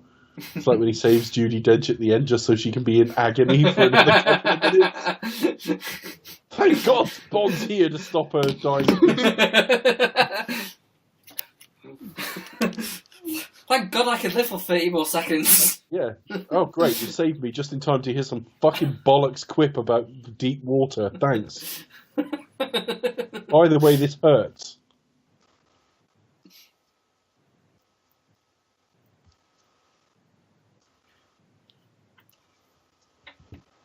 Also, the way Silver was going to do it is what the bullet's going to go for him first, so there's no guarantee that it would actually go through him and get to Judi Dench. Oh, sorry, I forgot. I got a metal plate in my head. Fuck, sorry, embarrassing. I've just got a graze. Well, but it could ricochet inside his head and come out on top yes, or something. Yes, it can. They do come out. Yeah, you do get bullets change course from going through bone and stuff like that. Yeah. So that,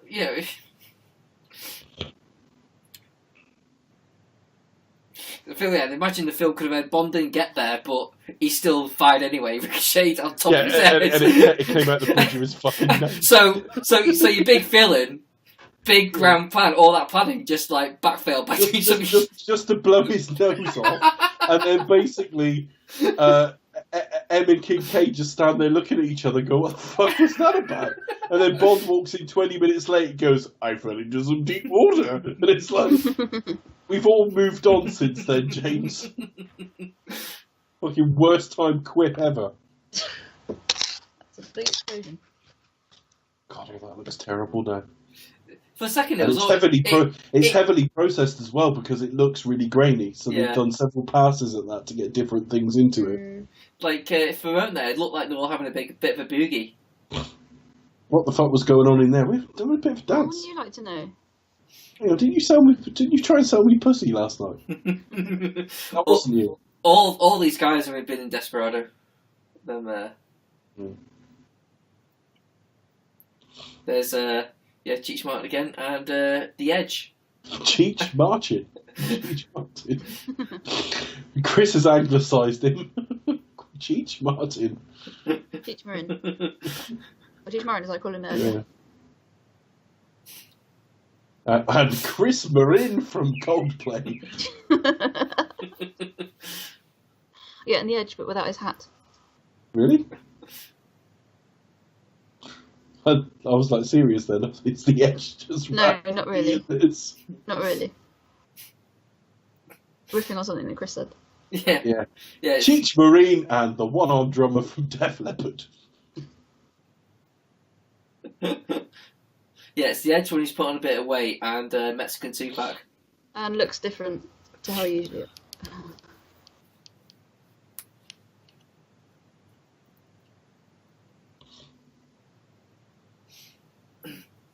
Oh, what does Karen say? My brother's dead. And it's your fault. This way he sort of gets it down. He goes and then right at the end of the agreement, he goes no, 25.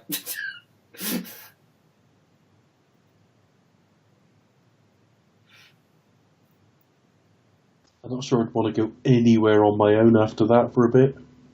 Yeah. No, I'd stay at home. I'd stay at home. I stayed home. From dusk till about 11. About 11:30. That would do me fine.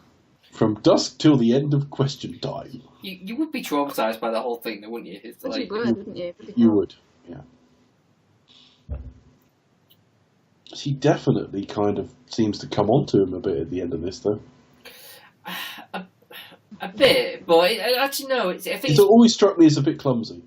Because his reply is, I may be a bastard, but I'm not a fucking bastard. So even he's acknowledging, whatever I might be, I'm not fucking you. I think so. I don't think I've read it as, a romantic thing, but the thing is, easy. They've just been through something that is, should we say, extraordinary and kind of, life-altering. Yeah. So it's just, survived, so it's, and her entire family's dead. He's the only person that she has a connection with whatsoever. She's I've got no one. So you're saying it's a bit deeper and more nuanced than just wanting to suck him off. Yeah, it's just something I don't know what. I'm a bit embarrassed now, Chris. I feel a bit shallow. Well, it's just I don't know what to. To be fair, I've always read it both ways simultaneously. Yeah. Yes, I think that's what's prompting it, but at the same time, I've always been a bit I don't like that very much. Not really necessary. Yeah. I don't know. It depends. I mean, I suppose if it's how you read it. Sometimes you just misread things, or you maybe it was that way where she says "Manager wants some company," but maybe that's the only way she could to word it. Yeah, there were different ways it could have been worded. That's all. But but if you get into it, you can all the hours in makeup just for that one day, he has to show his arm.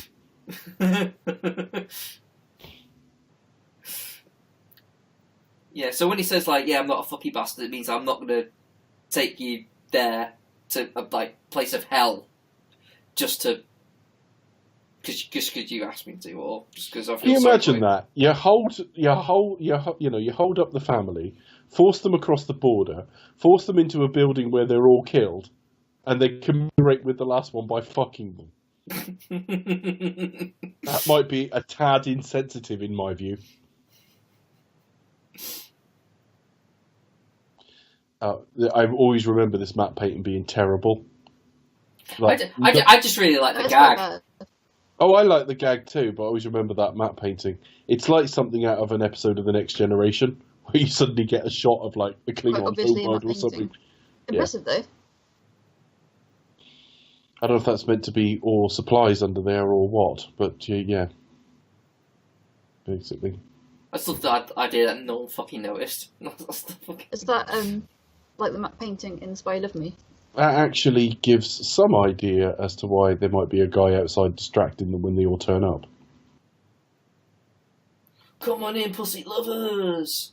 Don't go around the back. We mean... You know what? Oh, God. Sorry, I meant of this building. When I say don't go round the back, it's not related to my previous pussy promotion. You know what would have been really, really funny? Had that still had the guy at aimlessly riding around on a motorbike, like still there, just like They're all still out there, like one of them with an empty beer going. I don't know if the bar's even still open. Man, so wasted, man. Yeah, so that's from Dusk Till Dawn. Hope you enjoyed it. I know I have. Becca, did you enjoy it? Yeah, no, I did actually. Or did you enjoy our chat over it more than enjoy the film? Enjoyed the first half of the film. No, actually, I mean, I'm not into kind of like gory sort of horror movies and all that, but I don't know why, but I do have like a real affection for kind of like in-camera effects, and like proper like prosthetic makeup and things like that. Yeah, I think it's really cleverly done. I So the understand artistry of that, it. Becca. I prefer in-camera effects, because when they're off-camera, you can't fucking see them. No, you can't see them when they're out of the camera. Who knows what's going on? I know. Um, I mean, just claiming, we've spent 80 million on the budget, but all of it was behind the camera. I mean, a fucking point, wouldn't it? Shocking. No, ridiculous. Brilliant explosion. You didn't see it, but like... No, I enjoyed that more than I thought I would. Yeah, I was obviously maybe watching like a different film, or obviously wasn't paying attention when I first watched it, obviously, because it was. And if you only seen the part of it I remembered was the vampires. But no, that was pretty cool. Usually not a fan of Rodriguez, but definitely is very much a film. Robert Rodriguez has had rather an eclectic career, to say the least. Yeah, definitely. I'm not the biggest of fans, to be fair. I certainly don't particularly anticipate his work. I think he used to be good in a way. Like he used to be one of those people who do things with a small budget, and used to kind of be good in that way. I mean, Desperado is still decent. Faculty's all right enough as part of like the teen films, and yeah, that's probably like even though it was like a very much a teen movie, and that's one of the films I kind of sort of grew up with, and I would single that one out as something that's quite clever as well. It's not your typical like teen horror film. His recent stuff though is absolute fucking dog shit. It's just really bad. Even the Sin City sequel is just really bad. But what is interesting? Oh god, yeah. But he just seems one of the things like he got in the mentality. Kills in space. Oh no, yeah, he's doing Battle Angel Alita, isn't he? As well. That's going to be interesting. Yeah. So right, let's have a look at his directors. Sim City. Sin City. Sim City. I was growing up with the Sims in the 90s there. I saw the trailer for Machete, but obviously didn't watch Grindhouse we've got coming out. Well, they kind of filmed around what they shot anyway. Spy Kids, I think I saw the second one and that was it. Just going back through this thing. Desperado was a remake of a remake, I think. Well, Desperado has got its roots in lots of different things, but it is a remake of El Mariachi. Yeah.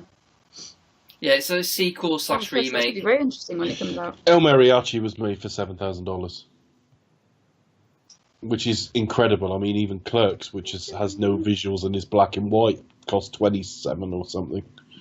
So I don't know how he did it for $7,000. 7 million? Wow. 7 million might have been possible, yeah. Two Scoops. The sequel to Two Soups. No.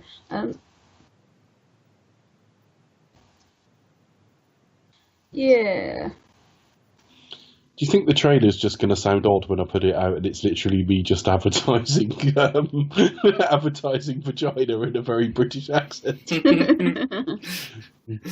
Well, As you you- used to bit about the Or whatever it was, meringue. I can't even remember. Or was it complaining about it? I can't even remember now. Well, you had Hugh Grant, Hugh Grant selling pussy, Yes. and you had complaining about lack of pussy in the Titty Twister. You've tried to fob me off with breasts, young man. I can tell the difference.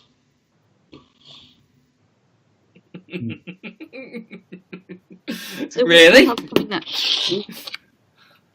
Well, we're carrying on with Tarantino with the Kill Bill, Kill Bill, Volume 1.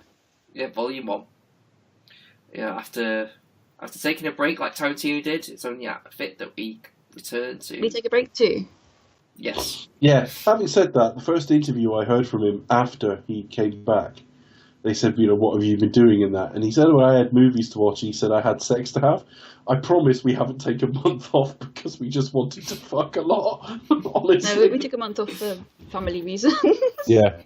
Health reasons. I mean, admittedly, I masturbated furiously, but it wasn't just for sex. Wait, you masturbate for sex? Yeah, I've got my technique ruined, though. I masturbated furiously, but it wasn't just Yeah, for sex. It was also for money as well. I sit in shop doorways with like a blanket over me and a sign that just says, "Will masturbate for sex."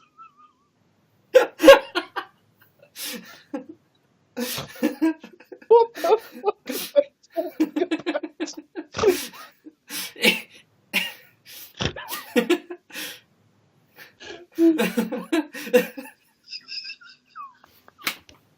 Oh, let's sign off because we're basically just giggling on people's time.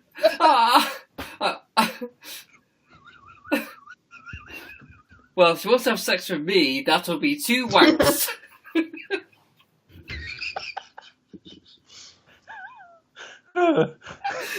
I hope you provided your own Kleenex.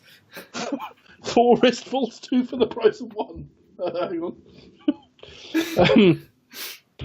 Okay, I am literally anyone listening to this. The film's finished, and you're just listening to us giggle like imbeciles. So I'm going to say good night, folks. Good night, guys. Bye bye.